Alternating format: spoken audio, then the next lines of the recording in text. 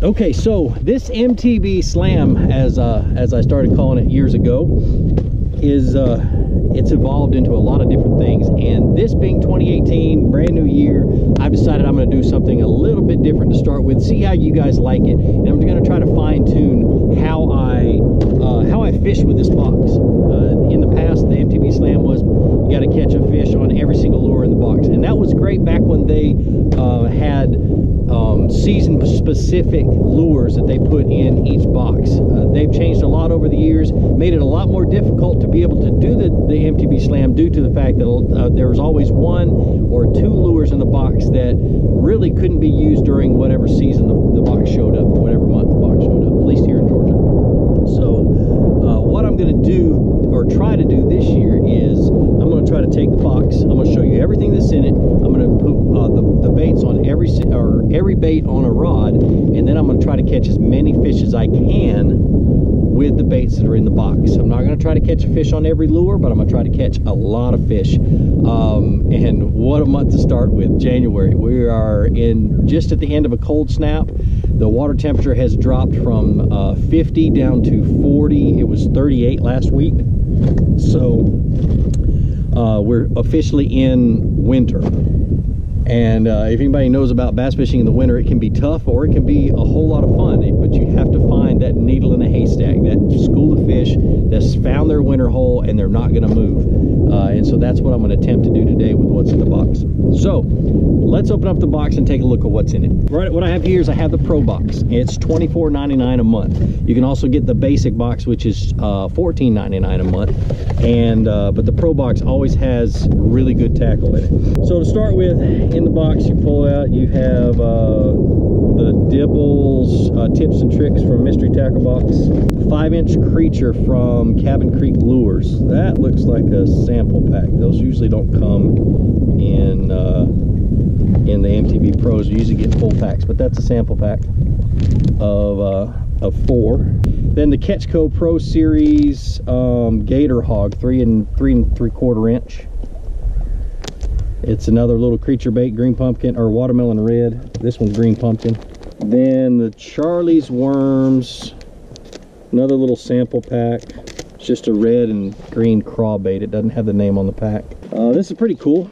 Carolina rig kit from Carl's stash. This is Carl Von Dibble on the package, so it must be a Mystery Tackle Box exclusive, but it's a Carolina rig pack. It's got brass weights and brass clickers and glass beads, and they call it brass and glass, but I'm going to rig it up exactly like they show it on the back of the package. Never done that before, and see what I can catch. Then the lipless crankbait from Rattle Trap, which really, if they're shallow or shallower than 10 feet, I should be able to catch a fish on it, because they love lipless crankbaits when the water's cold and warming up. So we'll see if we can get that rolling. And last but not least, probably the coolest lure in the box is a Lucky-Craft Pointer 95, one of my favorite jerk baits. Color I've never used before, but if the water, which it looks fairly clear, it should work really, really good if I can bring them up off the bottom. It all depends on the depth of the fish though. So I'm gonna tie them on some rods and then I'm gonna start fishing them. Wish me luck.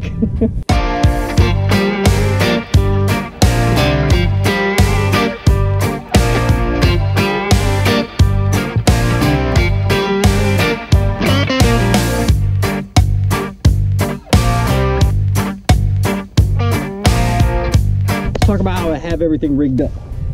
Start off with, I put the jerkbait on my jerkbait rod. It's a medium moderate action 7-foot Muse Black with a 13 fishing concept, A7 3-to-1 10-pound test fluorocarbon, and that is my general jerkbait setup right there. So that's one. The next one, a Carolina rig. Couldn't make this rod any brighter. Anyway, this is how it's rigged up. It's pretty neat. I've never done this before. It's got several different clickers. There's a lot of sound going on here, so it should at least get the attention of a fish that's close by. Rigged it on 40-pound test braid, a 20-pound test fluorocarbon leader, Mustad grip pin extra wide gap hook, and then I put the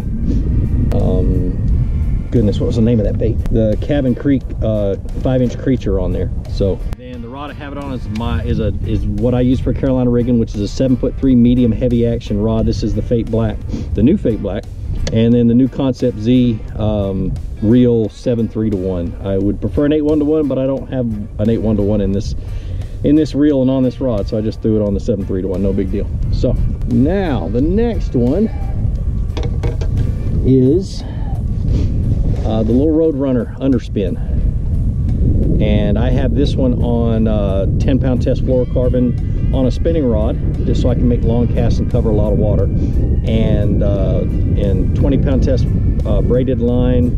This is the Creed GT 2000. I think it's, yep, the 2000, with a Fate Chrome. What is this? This is a medium light fast action rod.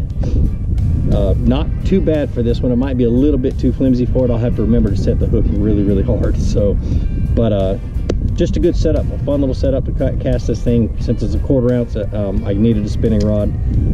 Just a little too light for most bait casters. And then last but not least, the rattle trap. This is a 1/4 ounce rattle trap. I put it on a 7-foot medium fast action rod, which is my lipless crankbait rod. Might need to go to a moderate action since it is a 1/4 ounce and it's a lot lighter. I'm going to try it, see whether I like it or not, and then maybe change it back. 15-pound test fluorocarbon. This is an Omen black rod with a 8:1-to-1 gear ratio, Concept A. So, boy, that one's beat up. I've been using the snot out of this rod. It's one of my favorite rods and reels. Anyway, that's it. That's what we got going on, and let's get out of the water. I want to see if I can catch as many fish as I can. I've got just a few hours to do it in. All right, so most of these lures are reaction baits, and it's pretty much what you're going to have to do. What I do a lot of times in the... Ooh, there's a fish right on the bottom. Hold on, guys. Let's see if I can show it to you. Zoom in, see if I can show you this thing. No zooming in, but that's a fish on the bottom right there. Good sized fish. Came up just a little bit when I went over top of it and went back down. So that tells me the bass or the fish are on the bottom. I can't tell whether that's a bass or not, but it tells me that the bass are on the bottom. 13 feet deep. Throwing a jerk bait that dives about 8 feet deep. So I got to get them to come off the bottom 5 feet. Let's see if I can do that. So what I did in order to find these fish is I idled around for about 2 hours this morning and looked for the bait, and the bait weren't out on the main lake. They were back in this pocket, and so that's why I came back up in here just to fish it and see if the bass have followed the bait back in this pocket. Now, key to jerk bait in the wintertime is I don't give it those big huge slashes that you see a lot of the pros do in other times of the season, because when it gets cold and the water temperature gets really cold, the bass are fairly slow to act and slow to move. They'll still move, they still got to eat. They just don't eat as much. So make a good long cast, reel it down to its depth, and then little short pops, just tap, tap, let it pause. 1, 1,000, 2, 1,000, 3, 1,000, tap. About 3 seconds between each tap. You're just going to work your way through it. Now, since that fish was on the bottom, I'm going to grab a Carolina rig. And the reason I'm going to grab a Carolina rig is because it fishes on the bottom or close to it. And the other baits that I would use are baits that sink, not like that jerk bait. So the fish head spin or the Roadrunner would work, and the 1/4 ounce rattle trap might work. It's a little hard to fish it 15 feet deep, but if you yo-yo it off the bottom, you can do it. But let's do the Carolina rig, kind of work this area good. You guys have to excuse my dirty jacket. I fell in the mud when I was down in Louisiana, and that mud's hard to get out of clothes. I've been trying. I need to just get a brush and scrub it. All right, so I may come back to, well, I'm definitely going to come back to Carolina rig. I think I can catch fish on it. I just got to do a little bit better job by actually finding the bass. So I'm going to grab the little fish head spin or the Roadrunner. I keep forgetting to call it that. And see how well I can keep it close to the bottom while I cover a little bit of water. All right, so that the rod I had the Roadrunner on just seemed like it was a little too flimsy to be able to set the hook on this and be able to cast it right. So I beefed it up. I put it on a medium fast action, or medium fast action spinning rod, which has got enough flex in it to be able to cast it a long distance, but also enough backbone to be able to set the hook and fight a fish. Same reel, I just switched the reels over, same line, everything else. So that should work a whole lot better, but it is bright. What a glow stick.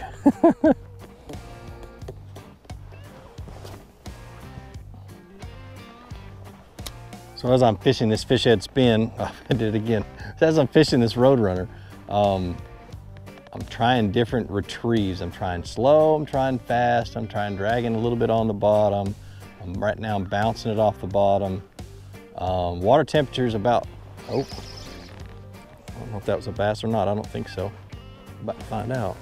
All right, so as I am I'm fishing this underspin, I'm trying different retrieves. I'm trying fast, I'm trying slow, I'm trying dragging a little bit, and right now I'm just kind of hopping it, which is typically how I like to catch them on a fish head spin in the winter time, is let it go all the way down the bottom and just hop it off. And when you pick it up, if you feel weight, set the hook. It seems there'll be a whole lot of trash on the bottom right here, so hopefully I don't get hung up, but that's basically what I'm doing, just hopping it along the bottom and just feeling for the bite, trying to keep that line semi-slack. You don't want it completely slack, you want it semi-slack so you can feel the bites as it falls. That way you don't miss anything, because a lot of times they'll bite and spit it out before you even know it. But that's my favorite way to fish it in the wintertime. I'm gonna keep doing it. I feel like there's fish in the area. The water temperature is 3 degrees warmer than it is out on the main lake. And so that's basically why the bait fish are in here. I'm just hoping that I can find the bass that have followed the bait fish in.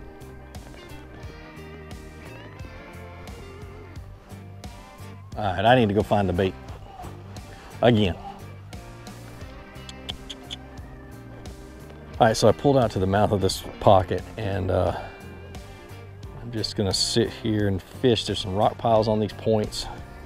And then I came over top of it and I saw one school of bait fish, and it had a few larger fish around it, which I'm assuming those are bass. So that's why I stopped, and I'm just gonna fish this little Roadrunner on the bottom, just kind of bouncing it off the bottom. That's all I'm gonna do. And I'm only gonna make about 10 casts, and once I come to the conclusion that they're just not bass or they're not gonna bite, once I lose that confidence, I'm gonna go try something else. I'm gonna keep searching. Is basically what I'm doing. That's what I like about the mystery tackle boxes, is they always have search baits in them. They always have bottom baits in them. So you can always just take them out and go fishing with just what's in the box, and be able to locate fish with the search baits, and be able to actually catch them with either the search baits or the bottom baits, depending on where the fish are. So.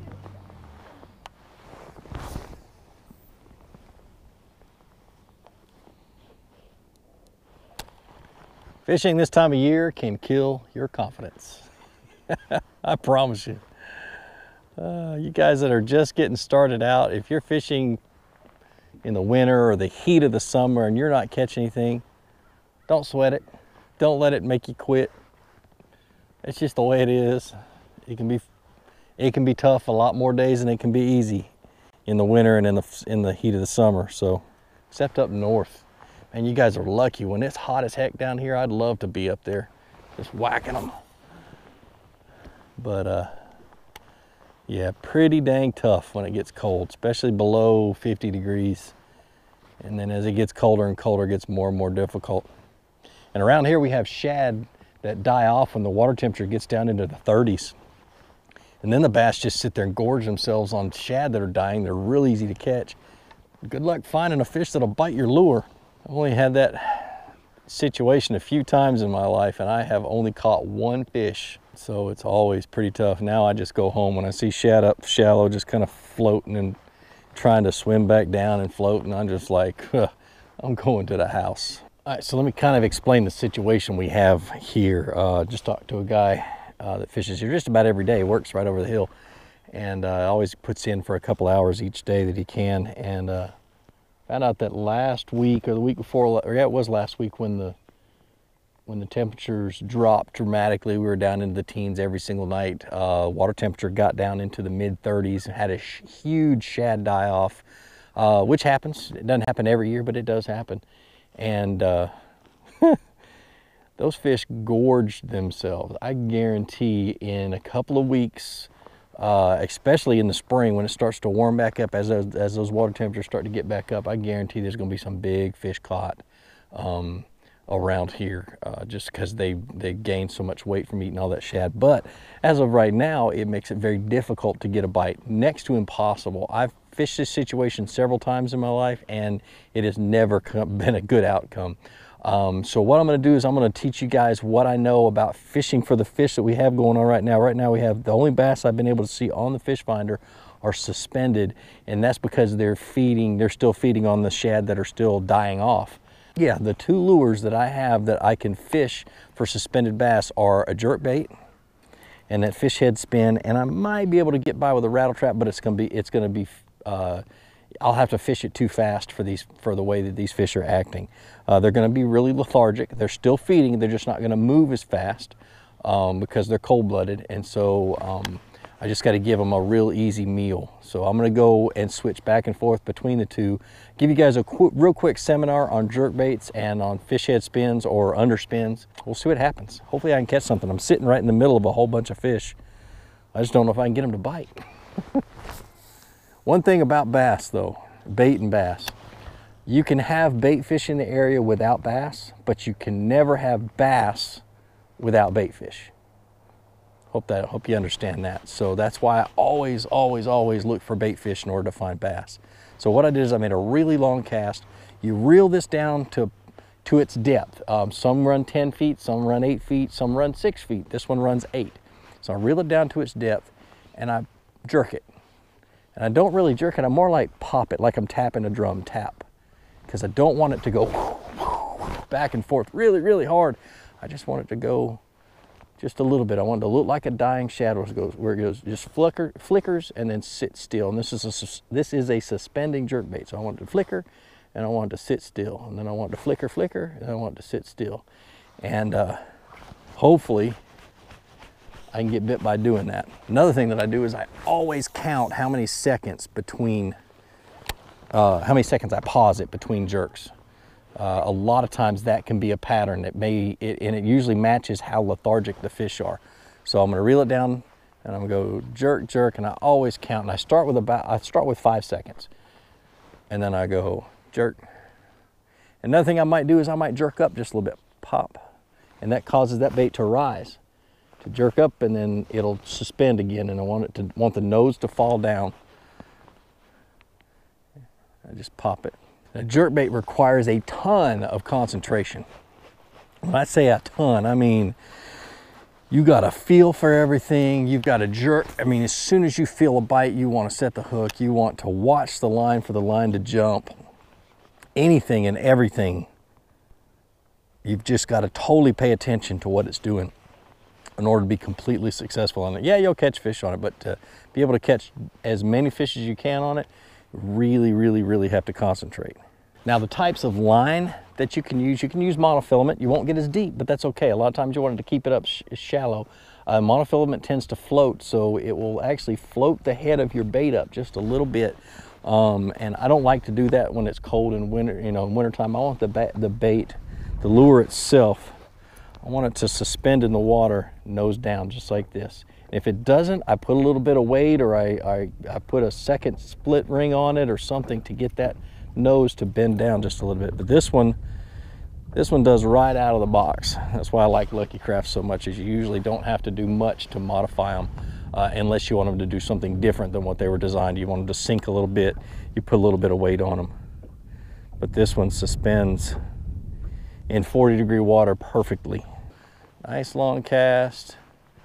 Reel it down, pause it, pop, 1,000, 2, 1,000, 3, 1,000, 4, 1,000, 5, 1,000. And as I'm counting, I'm watching my line, I'm feeling for a bite. A lot of times, I mean, so many times, you don't feel that bite, you don't feel that fish until you make your next little jerk. And once you make your next little jerk, you feel that fish just tighten in on him. and set the hook. Now that's a jerk bait in a nutshell for the wintertime. I have a really good wintertime jerk bait fishing video. I'll put the card right up here. All you gotta do is click on that little eye and watch that video. And it's an excellent video. I go through how to modify it. I go through all kinds of stuff. So that's one you need to go watch if you really want to learn how to catch a wintertime bass on a jerk bait. All right, so now for the Roadrunner underspin. Depending on the weight of the lure is how I choose my rod.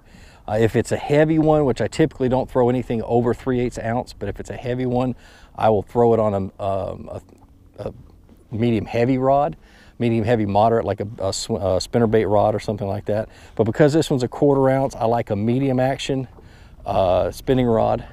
And the only reason I like a spinning rod is because you can make really long casts with it, but you can also, also works really good with light line. And in the wintertime, I like to use light fluorocarbon leaders. All right, so let me show you what I do to find out what the fall rate is, because that's key. You want to be able to count it down to the depth that you want to fish it. What I do is I reel the lure all the way up to the tip of the rod, okay? I put the tip of the rod at the water surface and I go 1, 1,000, 2, 1,000, 3, 1,000, 4. And at 4 seconds, I lift it up. How far did it fall in 4 seconds? This rod is 6'10", so that's 7 feet. So 7.5, almost 8 feet in 4 seconds. So that gives me my fall rate. I know for every 4 seconds, it's going to fall 8 feet. All right, so let me fish it a little bit. I'll talk you through it. Throw it out. Count it down. I want to go down 15 feet. 1, 1,000, 2, 1,000, 3, 1,000, 4, 1,000, 5, 1,000, 6, 1,000. And about 7 seconds, that should give me about 15 feet. And I like to point my rod down and reel very, very, very slow. Pause it a little bit and reel it real slow. So if you got fish suspended off the bottom, a long ways off the bottom, you know, if they're real close to the bottom, they're suspended up just a little bit.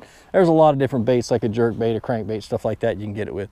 But when they're suspended off the bottom like this in the wintertime, whenever, it really does limit the number of baits that you can use to catch them. So I'm not going to go through that list because I haven't, it's probably 15, 20 different lures.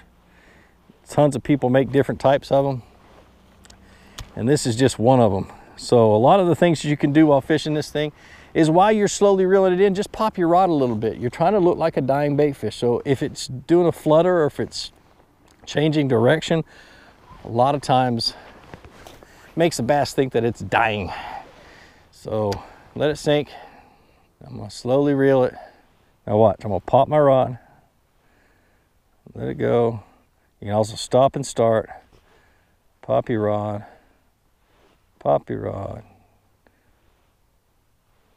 And what that'll also do is, if there's a bass following it, it'll cause that bass to just annihilate it, just out of reaction. He's like, ooh, there's a little bait fish, and he goes and he follows it and he's looking at it, he's looking at it. Can I eat it? Should I eat it? Pop, and it just starts to get away from him real quick, and he's like, ooh. And he grabs it. And that's kind of the basics on how to fish an underspin. Oh, lipless crankbait in cold weather. Ah, that's my favorite. With a lipless crankbait, medium fast action rod, medium moderate action rod are the two that I always recommend. If it's heavier than a 1/2 ounce, like a 3/4 ounce Spro Uruku shad, I'll up it to a medium heavy moderate action rod. But you can get by with fishing it on a medium fast. So here we go. Make a long cast. Problem with it is I really have a hard time fishing deeper than 8 feet with these things. So I'm not expected to do that. But what I'm gonna do, especially in the wintertime, when they're coming out of the winter funk and they're pre-spawning, in other words, the water temperature gets to the coldest it's gonna get in the wintertime, and then spring starts to move in and that water temperature starts to make that permanent rise. It's not gonna fall back down. That's when pre-spawn starts. And these bass will move shallow pretty quick. And when they do that, I grab a red lipless crankbait. And I've got a video about that. I'll put the link up here. But a red lipless crankbait. And I'm gonna fish it very erratically. I'm gonna start and stop the reel. I might yo-yo it, pop it and let it sink that down, pop it and let it sink that back down. Now some lipless crankbaits do this better than others. A half-ounce rattle trap does not yo-yo very well because it tends to spiral on the way down and it gets hung up in its own line. Quarter ounce does it okay for some reason. It isn't great, but it does it okay. I'm just popping it. Once again, trying to look like a bait fish dying or something like that, and trying to get that reaction strike. But you make your cast, you just cover a lot of water. Let it sink a little bit, but then I don't want to. My favorite way to do it is a reel just like this. And watch what I do with the tip of my rod while I'm doing this. I'll reel it 4, 5, 6 times and I'll stop it and I'll point my rod a little bit closer to the bait. And that puts a lot of slack in the line and causes that bait to fall down. And if there's a bass following it, or if you've already gotten a bass's attention, I don't know how many times I've brought a fish that I've caught to the boat and he's just choked the whole entire lipless crankbait. And they will get it all the way in the back of their throat. And that's when you know they want it. A lot more detailed video is that one that I made, but that's the gist of how I fish a lipless crankbait as the water's warming up during the pre-spawn. And you can start right after ice out, you guys up north, I'm telling you. But that's my MTB Slam, MTB School. I don't even know if I'm gonna rename it, but anyway. As the months get warmer, as the fishing gets better, I'm going to start doing a lot more challenges with Mystery Tackle Box. I wish I could have done it today, but confidence is, and the bass are full, so I can't do anything about that. Well, like I always say, be sure to introduce somebody to fishing, introduce them to my channel, let me help you teach them how to fish. More importantly, get out on the water, go out and catch some fish. Have a great day. We'll see you.